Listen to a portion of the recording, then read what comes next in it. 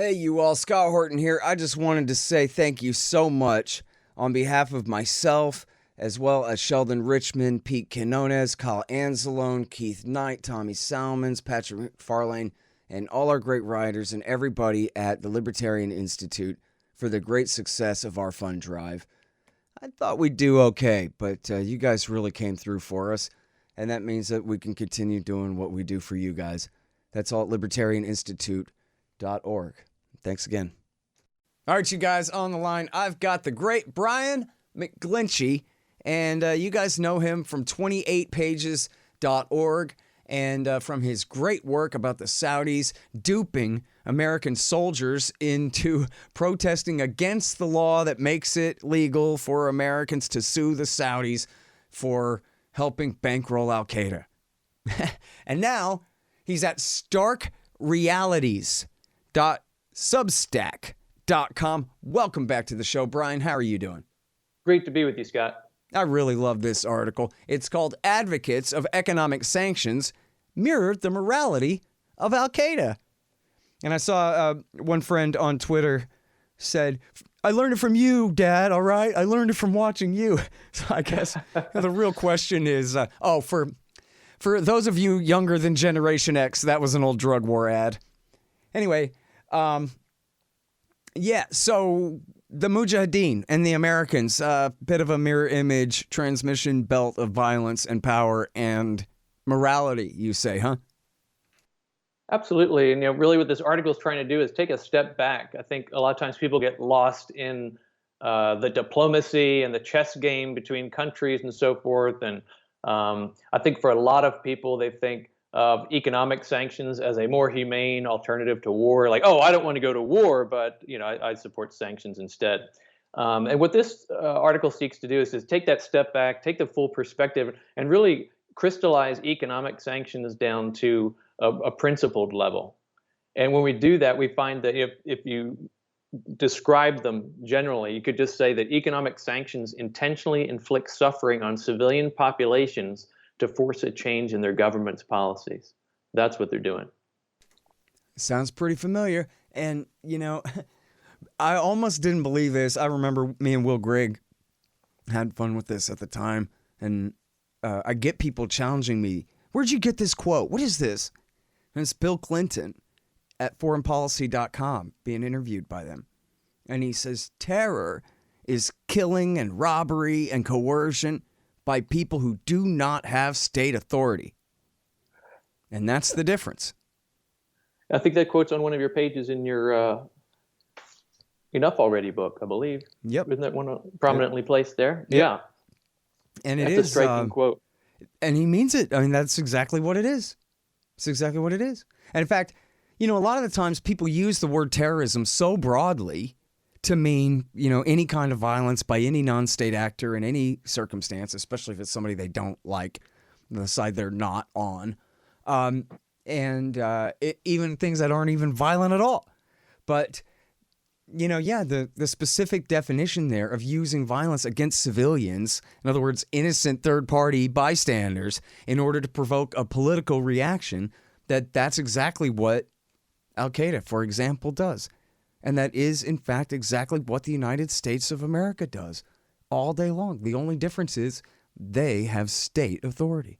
Exactly. And as I was researching various definitions of terrorism, if you start looking to the U.S. government's definition, and there's actually several of them depending on the agency, but typically they'll start with the word unlawful, the unlawful use of violence against civilians. So kind of echoing Clinton and preserving that right to use violence against civilians when it's quote unquote lawful. Exactly. And so now here's the thing of it though, right? What's sanctions anyway? Exactly. A lot of people probably, just get stuck on the euphemism. It means obviously, economic punishment of somebody at some point, but it sounds a lot less severe than a siege. And of course, because of the international law, we don't have to literally lay siege. They just have to threaten to use their Treasury Department. And they can terrorize any country or any business in the world into not doing business with who they say not to do business with. So even, embargo, I guess, sounds a little harsher than sanctions. Siege sounds like, oh, I get it. You're starving a civilian population to death deliberately. But it gets buried under jargon, as George Carlin says. And so the pain is also then buried. Exactly. I mean, in an earlier time, to inflict the suffering on Iran that's currently being inflicted, you'd be mining the harbors of Iran. Well, now all you really need is the Department of the Treasury and the Office of Foreign Assets Control pushing their buttons and instituting those rules and implementing them to basically cut off a country economically without firing a shot. All right, so give us some examples of how this works, because, geez, it sounds like you're accusing the USA of acting immorally, but that can't be right because of the colors of the flag and stuff like that. And also, my grandpa was in World War II. Yeah, in effect, the way well, first of all, we talk about economic sanctions. We're talking about things that are inhibiting the flow of goods, into Iran and out of Iran. So basically, talking about trade in both directions. Now, the U.S. government and defenders of the sanctions will always point out the fact that there are exceptions. Hey, there are exceptions for humanitarian goods or for medical goods or for food. Those exceptions end up being meaningless, though, because the scope of the restrictions that are imposed on Iranian banking, on the flow of Iranian currency, these end up inhibiting transactions. So even if you theoretically are allowed to buy food or medicine, what you end up running into is these economic roadblocks that make it unworkable. You also have something called overcompliance. Okay, this is where foreign countries are so wary of running afoul of the United States government and the Office of Foreign Assets Control, or OFAC, that they simply just back away. Hey, I'm not going to invest the energy to try to ensure I'm in full compliance. I'm just going to back away, and it's not worth the risk reward is not there. I'm just going to not do business with them. So again, we're talking in abstract terms, but if you start looking at real life examples of the impact, there are periodically reports on this in the U.S. media. Not enough, but there are sometimes. For example, a 2019 LA Times story with this headline: middle-class Iranians resort to buying rotting produce as U.S. sanctions take toll. So this is a real-life impact. It's not, as many might think, economic sanctions, earnings are going to be down slightly in Iran, or their GDP is going to take a slight hit. And we're talking about real-life impacts on people. Mm-hmm. That article also gave the example of a single mother who, due to skyrocketing prices, had to leave her apartment behind and move into her mother's one-bedroom dwelling, because inflation is another major impact and effect of the sanctions regime. Right. Yeah, and in addition to that, you're talking about there's a lot of examples from in the medical field. A Human Rights Watch report in 2019 found patients with rare diseases weren't able to get the medicines they need. They found a pediatric cancer treatment center unable to get the right medications. I think the worst example that I came across, just kind of exasperated me when I read it, was that Iranians were finding it hard to import eye drops. And the report said, causing suffering for a large number of patients affected by chemical weapons during the Iran-Iraq war. Huh. And as you well know, Scott, the United States aided and abetted the chemical weapons attacks that inflicted those people to begin with. Talk about a stark reality. We helped provide targeting information to the Iraqi military at the time, and it was reported that was done with full knowledge that Iraq would be attacking them with chemical weapons. So we facilitated back then, and then we deny them the ability to ease their symptoms all these many years later. Man, and that's something. Okay, you guys, check it out. The new book is finally done. Enough already. Time to end the war on terrorism. It's available in paperback and Kindle. Also, the audiobook is coming, although that might take a little while. For all those who participated in the big fundraiser of 2019, I have the list, and you will be getting all your stuff as soon as my boxes of wholesale copies arrive.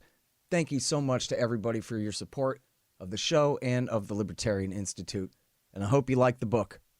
Hey guys, Scott Horton here for ExpandDesigns.com. Harley Abbott and his crew do an outstanding job designing, building, and maintaining my sites, and they'll do great work for you. You need a new website? Go to ExpandDesigns.com/Scott and save $500. Hey guys, check out Listen and Think audiobooks. They're at listenandthink.com and, of course, on audible.com. And they feature my book, Fool's Errand, Time to End the War in Afghanistan, as well as brand new out Inside Syria by our friend Reese Ehrlich, and a lot of other great books, mostly by libertarians there. Reese might be one exception, but essentially they're all libertarian audiobooks. And here's how you can get a lifetime subscription to Listen and Think audiobooks. Just donate $100 to The Scott Horton Show at scotthorton.org/donate. And, you know, it's such an important point that you're making there about the overcompliance, where you think about a group of billionaire investors in some massive conglomerate, some global corporation that owns giant shipping services, you know, ocean liners full of containers. These are huge investments. And you want to mess with the U.S. Treasury? You want to get anywhere near having the U.S. Treasury even interested in what our company is up to? You're fired, right? Like, we're just going to sail around Iran. Screw them. Sorry. You know, even if we like Iranians, we're just going to have to sell to somebody else because we don't want to get anywhere near the U.S. Treasury, which is probably the most powerful terrorist organization in the world. And so, and I don't just mean the ATF, they're under the Department of Justice now. Yeah, I mean, you're right. And that's, in your example, you talked about a very, very large corporation that might have the resources to, a giant general counsel staff to study the law and maybe navigate it correctly. But then picture two smaller companies that might have good intentions, but just they can't muster the legal. Or even if you have the lawyers. I mean, those same lawyers are going to say, listen, we can navigate you around the letter of the law, okay? But we can't navigate you around the attentions of the U.S. Treasury Department if they decide to be interested in what you're doing. And so that's true. That's at this level, there's no such thing as law.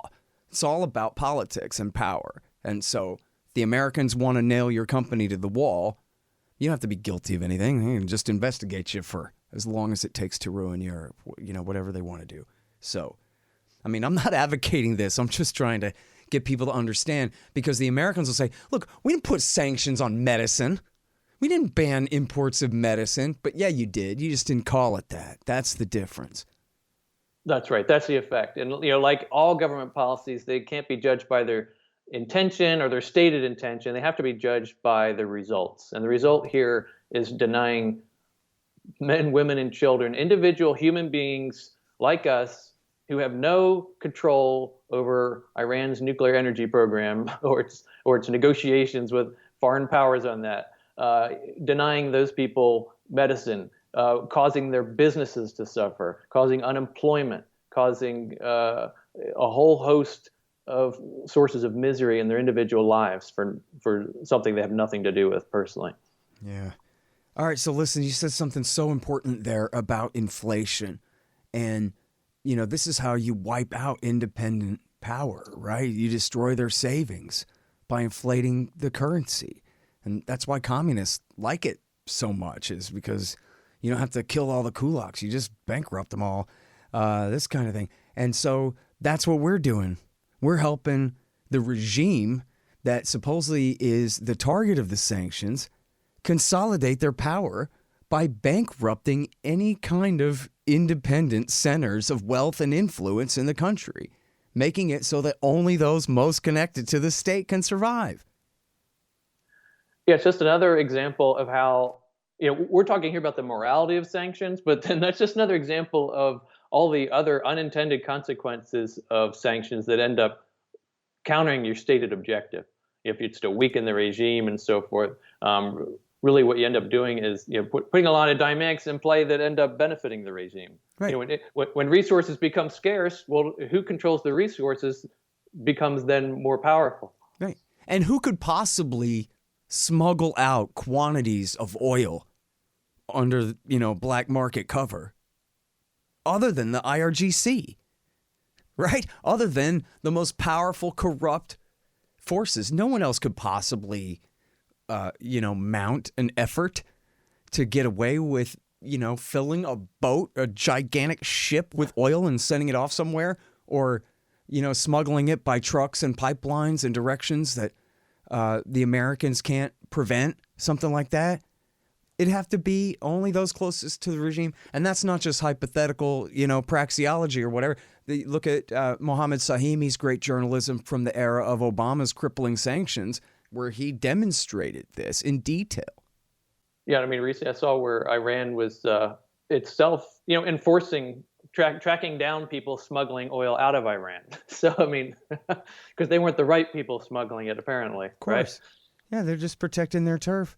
And, whereas if it's open season, open market as best as possible, then at least, whatever restrictions there are about entering the oil market in Iran are their own problem and not a situation that we've created.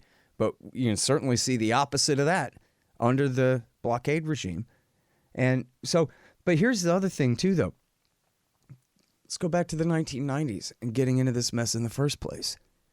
Dual containment of Iraq and Iran from bases in Saudi Arabia in order to enforce the blockades, in order to enforce these sanctions, and then, of course, to enforce the no-fly zone, supposedly, as though Saddam was trying to fly over northern and southern Iraq through, the last 2 years of H.W. Bush and through all 8 years of Bill Clinton, and, in fact, the first year of year and a half of W. Bush before the invasion. More importantly, all those years between 1991 and 2001, when we're attacked by Saudi dissidents enraged over this exact policy. Right, and this whole sanctions regime, I mean, is one of the Bin Laden's cited grievances was, specifically he looked at the effects on the children of Iraq by that round of sanctions. It feeds this cycle and feeds this endless treadmill that we call the war on terror. Yeah. Boy, what could have been, huh? All right, now, there's this 2019 report by Human Rights Watch, which, half the time they're advocating for regime change, so you never know. But in this case, they're complaining about the effects of these sanctions on the Iranian civilian population, correct? That's exactly right. And so what did they find in there? Yeah, they found, many impacts, and particularly in the medical realm. Just to give one more vivid example, they talk about patients with a certain rare disease that causes blistering, and they were receiving a special kind of foam dressing from a European company, but that company decided, hey, we're just not going to be able to do business in Iran anymore. So now they're using an inferior domestic alternative that gets attached to the blisters and, quote, causes excruciating pain for the patients when they have to be removed. So, I mean, this is an example of, again, real life, day-to-day suffering. We're not talking about GDP. We're not talking about an import-export balance. We're not talking about revenue and gross sales and all this type of thing. We're talking about impacts on individual human beings in Iran. And man, these 4 words together, I don't even want to read the rest of the sentence here. Pediatric Cancer Treatment Center. Wait, children with cancer. Those are the most vulnerable and helpless people that all of the rest of humanity cares about the most compared to anyone else, right? Other than just any specific man and his own child. But in the abstract, these are the people we want to save the most, no matter what. Right? No? Exactly. I mean, and these children have nothing to do with the spat between the geopolitics. They're just trying to live their lives. They're now trying to defeat cancer, and here they are, unable to acquire the medications that they need to do that. And then you come back and when you think about these examples, and then you kind of circle back and and look at the rhetoric that's used by politicians who are champions of sanctions. Um, what's their favorite adjective? Crippling. Yeah. Right? I mean, every politician, both sides of the aisle, when they're boasting about sanctions that they're Right. imposing, they talk about them being crippling. Yeah. And I mean, that's a word meant to have a hard impact. I think they like to think about it like, oh, we're being tough on the government of Iran. But I mean, that word crippling, when you're talking about a pediatric cancer center, that word crippling has a much more important and pointed meaning about the impact of these sanctions than it does when you're talking broadly about a country. Mm-hmm. And in the piece at Stark Realities, I also talk about this rhetoric and examine the way some of these politicians talk about sanctions. And for one example is Representative Cardenas of California Representative Tony Cardenas. In 2015, when he was opposing the Iran nuclear deal, he said, lessening sanctions would economically reward the Iranian people for supporting those who enslaved them. How do you like that, Scott? Sounds about right. So, I mean, that just goes to show that if he thinks that that would reward them for supporting those who enslaved them, then that means that imposing them is, in his view, a just punishment for the fact that these Iranian men, women, and children, implicitly tolerate the fact that they're governed by the people who they are governed, regardless of the extent they actually have any control over that. Yep, and it's completely crazy. And I mean, there were arguments like that, during the Cold War too, that we ought to starve the Soviets out. And if it, takes, look at the policy too in Yemen. I mean, Yemen is under full blockade, literal siege by air and sea, and has been for 6 years. And it hasn't, and with all the air war too, on top of that, and ground war for that matter. It still hasn't changed the behavior of the targeted regime. It's right. only, and I mean, you couldn't exaggerate the level of suffering of the civilian population there. And it should be said too that 6 years ago, when the war started, that all the humanitarian aid organizations said, no, you can't do this.